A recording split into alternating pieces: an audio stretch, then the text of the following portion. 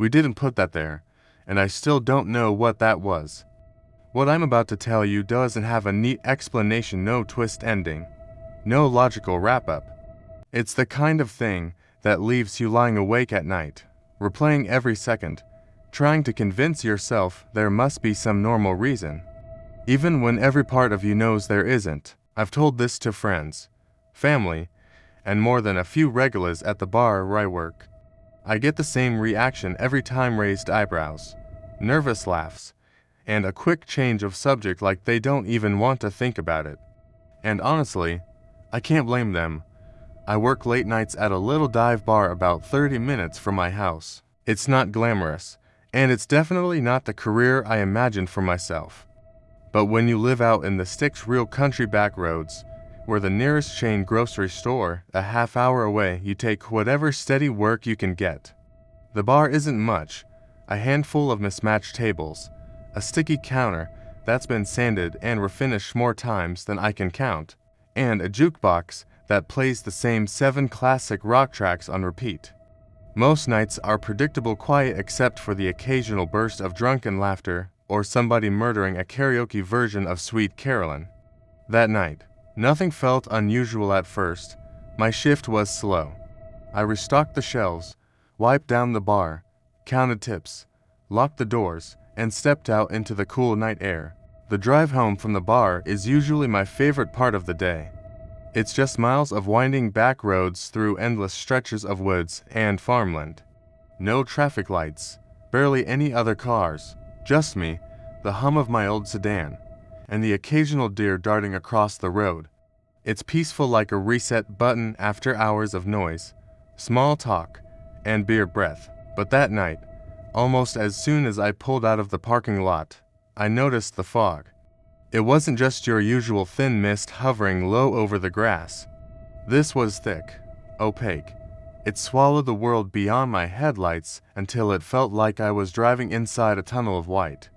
I could barely see 2 car lengths ahead. My high beams only made it worse, reflecting back at me in a blinding glare, like I'd just driven straight into a wall.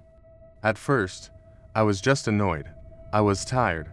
My eyes were heavy, and I wanted to get home. But halfway through the drive, right in the middle of one of those long, empty stretches of road, I saw it. Off to my right, barely visible through the swirling fog, there was a faint yellow light, blinking. My first thought was that it was a roadside reflector or maybe a hazard marker. But something about it was wrong. It didn't move like a stationary object should. It wasn't getting closer or farther away, it was keeping pace with me. Every time my car crept forward, that light matched my speed exactly. Same steady blink, same perfect spot in my peripheral vision.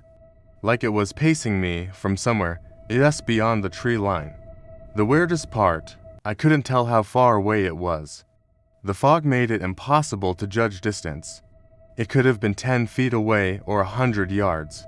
That creeping unease started to settle in, the kind you can T-shake no matter how much you try to rationalize it. I slowed down, figuring maybe if I changed my speed, the light would pass me or fade into the distance. But no matter how much I slowed, it slowed too. So I stopped completely, and it stopped too. Same blink, same rhythm, same exact spot. I sat there gripping the steering wheel so tightly my knuckles ached. Should I turn around, keep going? Was it even safe to get out of the car? Before I could decide, the light began to change. It didn't blink faster, it brightened, like a candle catching a sudden gust and flaring up. With each pulse, it grew stronger, brighter, almost like it was feeding on something. That was enough for me. My instincts were screaming to get the hell out of there. I reached for the gear shift to turn around, and that's when I realized my engine wasn't running. Completely dead. I hadn't turned the key. There was no reason it should have shut off. My car isn't new, but it's never once stalled like that. The silence inside was deafening. No hum from the engine, no static from the radio, just the faint ringing in my ears and the sound of my own breathing. I tried the ignition once. Nothing. Tried again. Still nothing. And that light outside kept burning brighter, each blink harsher than the last, almost pressing against the fog. like it was reaching for me. My hands started to tremble. I'm not the kind of person who shakes.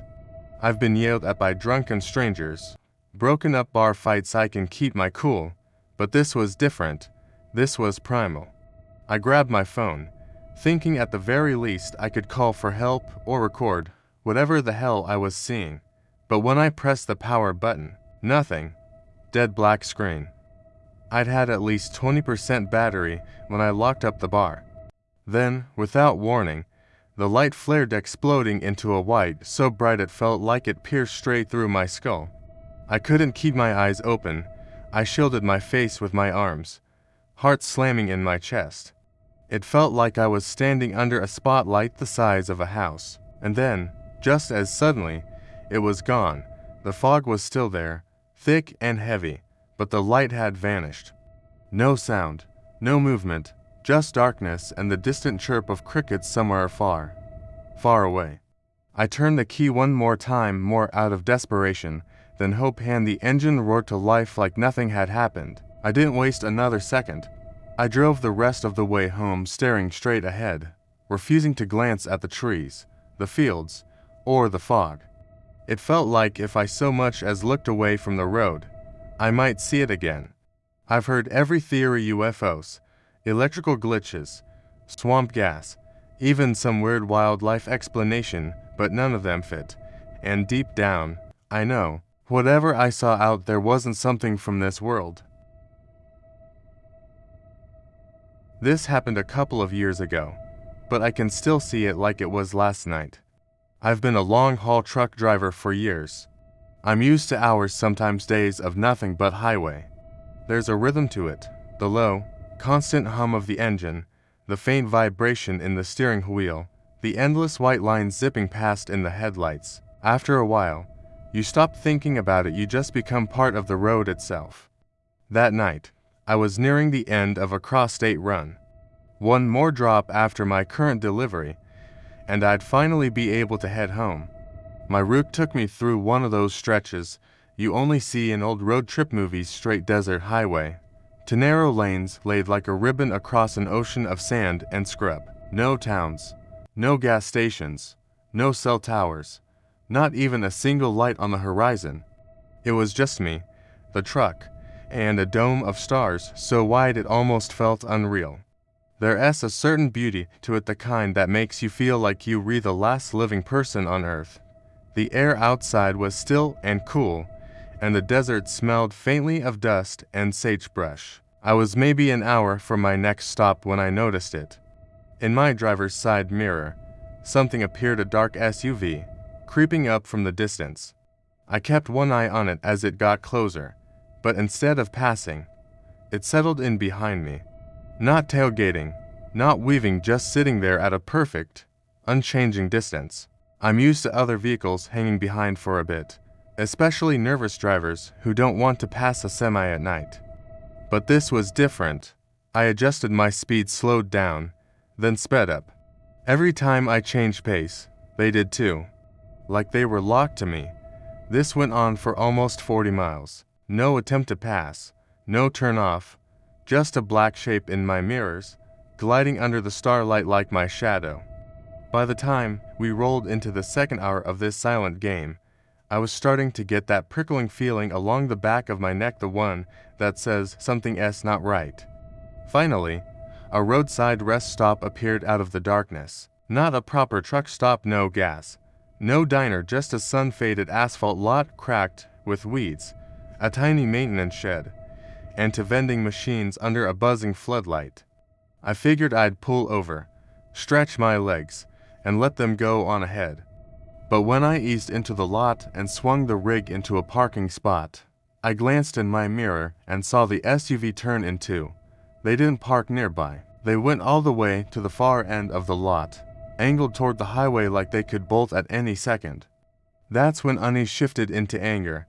I killed the engine, hopped down from the cab, and started walking toward them.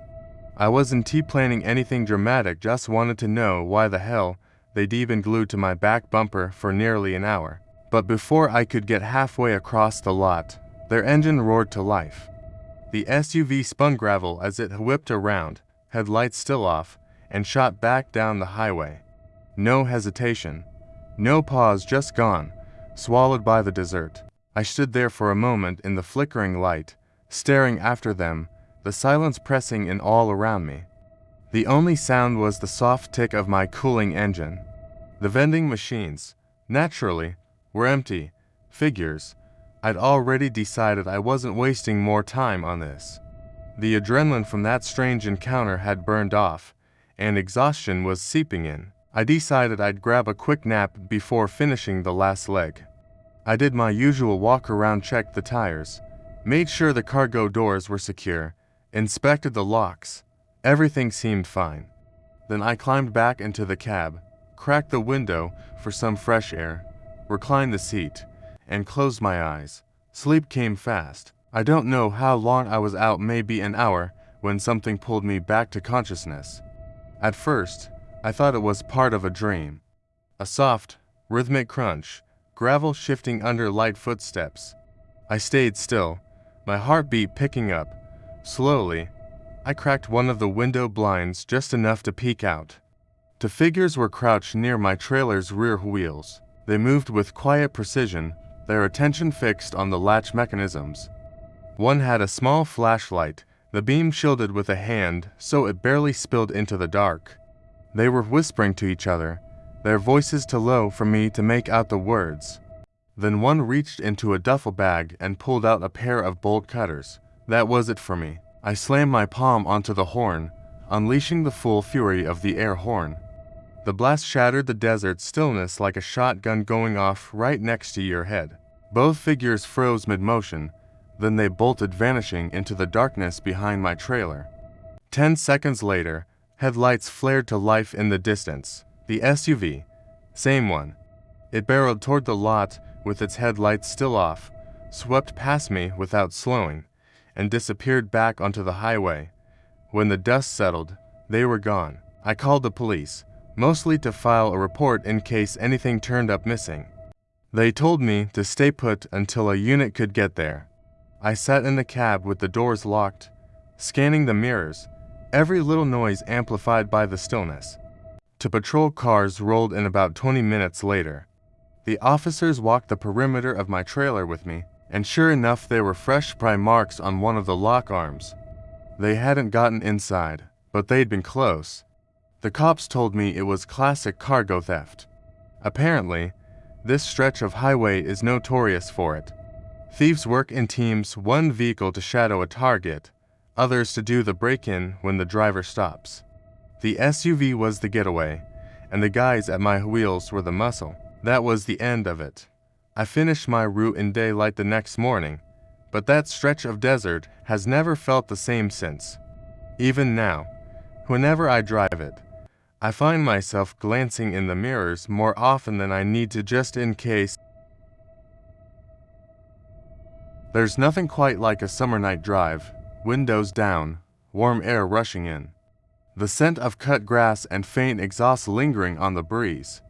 The streetlights behind you, the horizon wide open ahead. No traffic, no cops, just you and the road.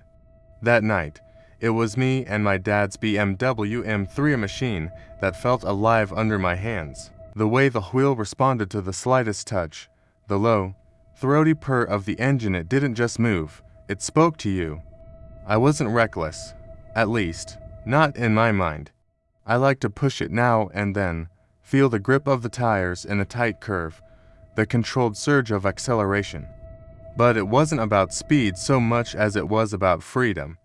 That night, I wasn't blasting music, no distractions, just the sound of the wind tearing past the open windows and the hypnotic hum of German engineering eating up the miles.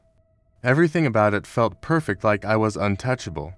Then, without really thinking about it, I took an exit. I don't know why. It was this strange, almost magnetic pull, like if I stayed on the highway, I'd miss something I was supposed to see. I turned onto the back roads. The neighborhood I drifted into was quiet, dark. The streets were narrow, full of tight bends and little hills that made the BMW's suspension feel like it was dancing. No headlights in my mirrors, no street activity. Just me carving through the turns. And then, something flashed ahead. I hit the brakes hard. The tires squealed against the pavement, the seatbelt biting into my shoulder. When the car stopped, my headlights lit it up, a single shopping cart. Just sitting there in the middle of the road. It looked perfectly ordinary metal frame, plastic handle, one wheel slightly twisted. The chrome bars caught the light, throwing quick, sharp reflections that made it stand out against the blacktop. But it didn't belong there. It was midnight. This was a deserted road that cut through farmland, not a grocery store parking lot. I should have just eased around it and kept driving. But curiosity, that's the thing that gets you. Against my better judgment, I slid the shifter into park, flicked on the hazards, and stepped out. The air was thick with the hum of crickets and the occasional click of cooling metal from the engine. Moths flitted through the hazard light's orange glow. I approached the cart cautiously, half expecting to find something dumped inside junk, maybe groceries left behind. But it was empty, completely empty. I stood there for maybe 5 seconds, wondering what the hell it was doing there. Then I turned back toward the car, and that's when they came. The figures exploded out of the darkness to my right, bursting from the field. They were fast closing the distance in seconds. I didn't think, my body just moved. I bolted for the driver's seat, yanked the door shut, and hit the ignition. The BMW roared awake just as they reached me. One of them stopped a few feet short, the other didn't stop at all. He slammed full force into the passenger side door. The impact rattled through the frame, the metal denting inward with a hollow thunk. I whipped my head toward him and froze. His eyes were wide, bloodshot, unblinking. His clothes were ripped, his hair matted with sweat and dirt. There was something dark smeared across his face mud. Or blood. The front of his shirt was streaked with it too, fresh enough that it glistened in my headlights. He didn't look angry. He didn't look afraid. He just stared, this empty, wrung stare that made my skin crawl. Like whatever was inside that body wasn't entirely human anymore. Then he grabbed the door handle and started yanking.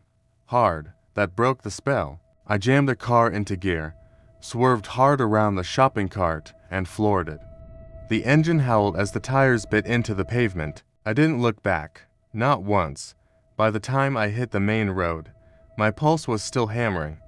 I thought about turning around. What if he was injured? What if something had happened to him? But deep down, I knew better. I called the police while still driving. Gave them the exact location. They said they'd send a unit, but I never got a follow-up call. When I got home, I pulled into the driveway, stepped out, and walked around to the passenger side. That's when I saw it. Blood smeared across the handle, spattered along the mirror, streaked in thin lines where my speed had carried it backward along the panel. The dent from the impact caught the light like a shadow. There was more blood than I'd expected. Way more. Too much for a brief hit like that. The next morning, my dad saw it. He went ballistic, accusing me of joyriding, of making up stories to cover whatever trouble I'd gotten into. He didn't want to hear it. It wasn't until after the body shop had pulled the dent and the paint had been buffed clean that he finally listened. And even then, I could tell he didn't fully believe me. But I've replayed it in my head over and over. The shopping cart wasn't random. It was bait. Something to make me stop, get out, and become vulnerable.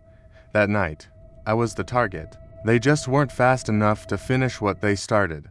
If that story sent a shiver down your spine, imagine what's still out there in the dark. I've got even more true horror tales coming your way. So hit that like button if you enjoyed this one, and subscribe so you never miss the next time we take a drive into the unknown. Until then, stay safe out there. You never know what's waiting just around the corner.